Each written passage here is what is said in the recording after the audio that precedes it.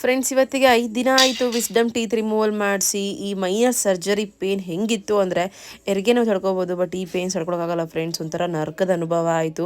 But ತೆಗೆಸಿದ್ದು ಒಳ್ಳೇದೇ ಆಯಿತು. ಒಂದು 15 ದಿನ ಪೇನ್ ಇರುತ್ತೆ, ಅದಾದಮೇಲೆ ರಿಲೀಫ್ ಆಗ್ತೀವಿ. ಅದಕ್ಕಿಂತ ಬೆಟರ್ ಏನಿಲ್ಲ. ಹಾಗೆ ಈ ಹೊಡೆತಕ್ಕೆ ನನಗೆ ಚಳಿ ಜ್ವರನೇ ಬಂದೋಗಿತ್ತು. ಫೇಸ್ ಎಲ್ಲ ಕಂಪ್ಲೀಟ್ ಏನೋ ಸುಟ್ಟೋಗಿರೋ ಥರ. ಆಮೇಲೆ ಬ್ಯಾಕ್ ಪೇನ್ ಆಗಿರ್ಬೋದು, ಈ ನರ್ಗಳೆಲ್ಲ ಪೇನ್ ಎದ್ದೇಳುತ್ತಲ್ಲ, ಸೊ ಅದೆಲ್ಲ ಆಗಿತ್ತು. ಕಂಪ್ಲೀಟ್ ರೆಸ್ಟ್ ಮಾಡಲೇ ಇದ್ದೀನಿ. ಹಾಗಾಗಿ ಯಾವುದು ಕೂಡ ಪರ್ಸ್ನಲಿ ಬ್ಲಾಗಿಂಗ್ಸ್ನ ಶೇರ್ ಮಾಡ್ಕೊಂಡಿಲ್ಲ. ಫುಲ್ ಡೇ ಲಾಗ್ಸನ್ನು ನಾನು ಯೂಟ್ಯೂಬಲ್ಲಿ ಶೇರ್ ಮಾಡ್ಕೋಬೇಕು ಅಂತ ಇದ್ದೀನಿ.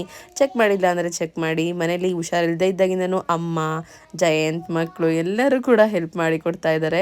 And as possible soon full day ಲಾಗ್ಸನ್ನು ಶೇರ್ ಮಾಡ್ತೀನಿ. ಇವಾಗ ಜ್ಯೂಸ್ ಕುಡಿತಾ ಕೂತ್ಕೊಂಡಿದ್ದೀವಿ. ಮೈನರ್ ಸರ್ಜರಿ ಆದಾಗಿಂದ ಊಟ ತುಂಬ ಕಡಿಮೆ ನನಗೆ. ಹಾಗಾಗಿ ಎಳ್ನೀರು, ಜ್ಯೂಸ್ ಇದರಲ್ಲೇ ಮ್ಯಾನೇಜ್ ಮಾಡ್ತಾ ಇದ್ದೀನಿ.